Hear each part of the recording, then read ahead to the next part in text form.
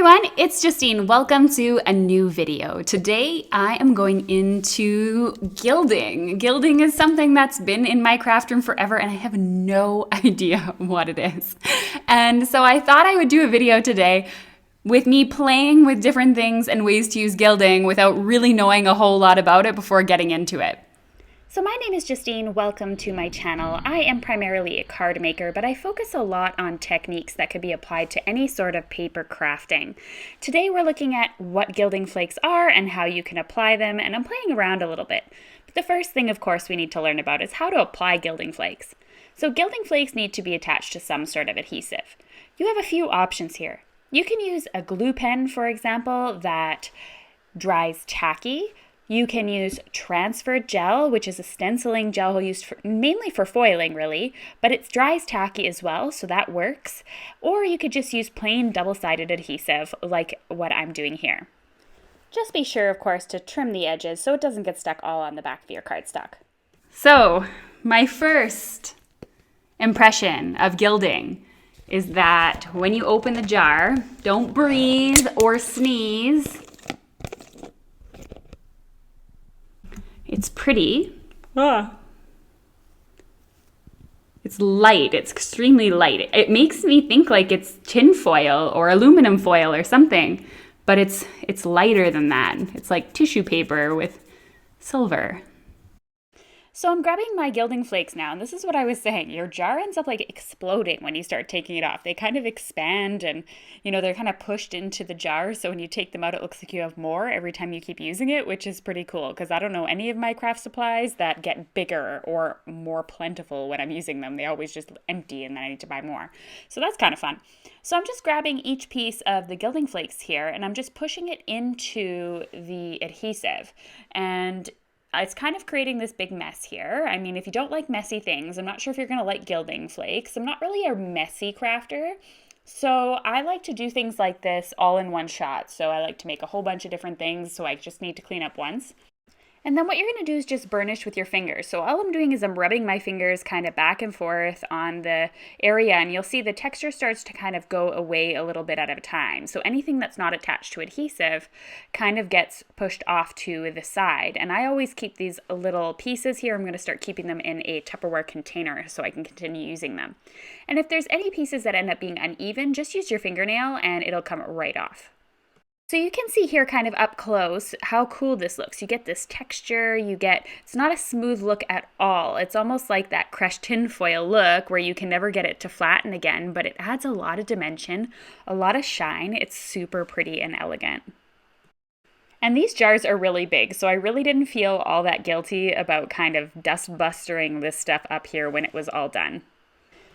The cool thing too is that you can mix colors. I believe at the moment there's about 3 or 4 colors available from Tonic, but more colors are being released this year. I saw it in their catalog, like purples and pinks and stuff, so that's super fun.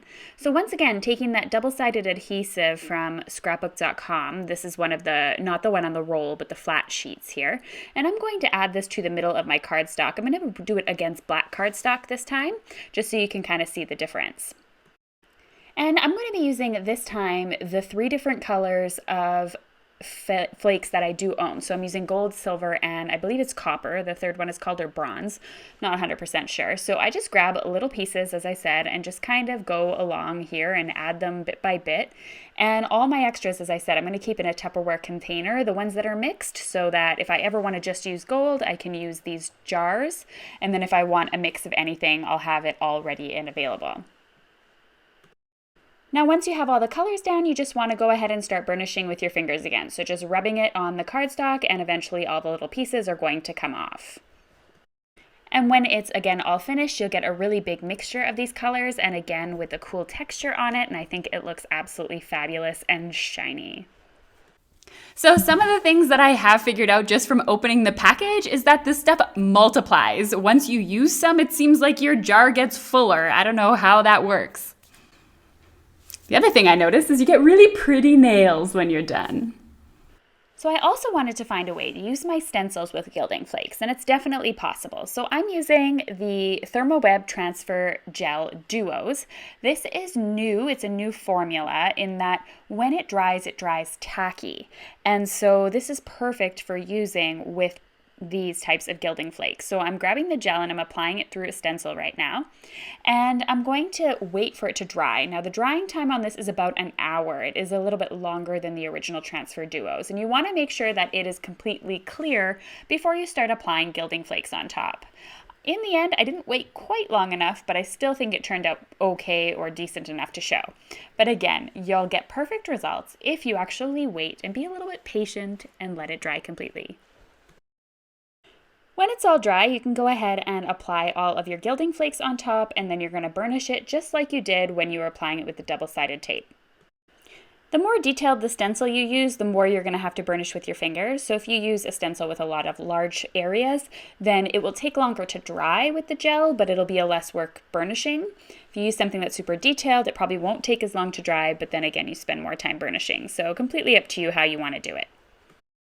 I ended up cutting down the stenciled piece, attaching it to a card base, and adding a little sentiment, just a note here on top, which I've used in quite a few videos lately. I absolutely love this sentiment. It's so much fun. All right, so my question for you today is, what is sitting in your craft room still that's maybe been sitting there for a long time, weeks, months, years, that you haven't had a chance to use, or maybe you're intimidated to use, or maybe you have no idea how it works? For me, it was definitely gilding, but I had so much fun. Let me know in the comments below. I want to hear what the thing is that's gathering cobwebs in your craft room. The next thing I wanted to do is I wanted to see how it would hold up when I'm die cutting. So I went ahead and I cut a piece of double-sided adhesive that was the same size as my cardstock, so 4 by 5¼ inches. And I applied my cardstock directly over top of the adhesive. This is super sticky adhesive, so it took me a second there to get that off my fingers. So I grabbed a piece of copy paper so I could use it as my filter. So this is something you can do if you don't want to clean up as much mess and have it all over your area, because let me tell you, if you have any sort of gel or sticky adhesive on your mat, the flakes are going to stick to it and it makes a bit of a mess. So thankfully I was using the glass mat and I was able to just scrape it right off, but it might be a little bit more difficult if you're using a cutting mat. So I've removed that adhesive here and I'm going to add a bunch of the different types of flakes. I'm just going to grab all of my little leftovers here and use those. Then I added a few from my jar as well, and I tried to get a little bit of an even distribution with the silver, gold, and copper colors. I began burnishing once again with my fingers here, and I'm getting my textured cardstock, which is super fun to watch being made and see all of this gorgeous texture. So I ended up running my panel through my die cutting machine with a die that was going to actually cut my cardstock in half. This is called a topper die. And so I have the hugs, I guess you could say, on the one area, so I'm able to use that, and I'm also able to use the top piece. So it's a bit of a 2-for-1 card. So I attached both of these to some card panels, so the bottom piece and then the top piece. And then I had to go ahead and I had to die cut the hugs sentiment twice in cardstock. So this die here comes with the piece that I just shown being die cut, and it also comes with a script sentiment font. So I was able to glue one of these in a black cardstock and the other one in a white cardstock. So this one here kind of has the gilding above it, and then the hugs is part of the gilding, and then you have the white space on the top. So both cards are really fun, and I liked the way that both of them turned out. Another thing you can do as an idea, I didn't make this into a final card, but I wanted to throw it out there, is you can use some sort of glue pen. You could use the tonic glue pen. I'm using the Gina K Designs Connect glue, that works as well. Anything with a thin tip. And you could go ahead and do some free-handed writing on here. You're then going to let it dry until it's tacky, not wet, and you can add yourself some of the flakes on top. Just continue to burnish until there's no adhesive left being exposed and you have yourself a little custom sentiment with a name on it. And you can do this on the envelopes of cards, on the front of cards, whatever you like. Now I'm sure you're wondering, why would I go through all this mess when I can just use embossing powder and get gold embossing powder, for example? Well, I thought I would show you the difference between the two very quickly here. Now I'm going to stamp a sentiment here and emboss it in gold so that you're able to see what the difference is as far as texture and the difference between the two things are.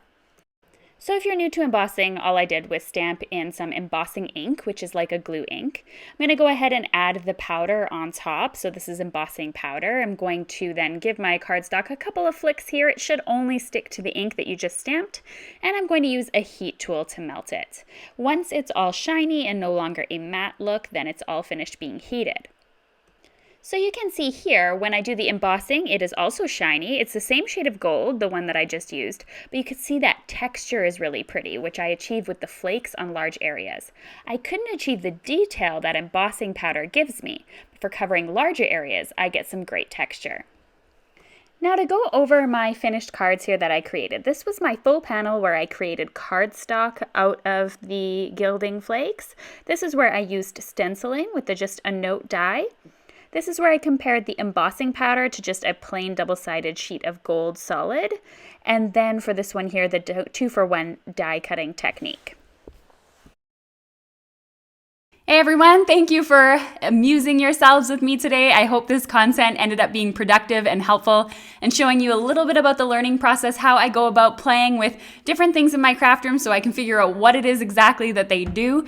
And I hope you can give the same thing a try. I'm super excited to hear what you think about gilding.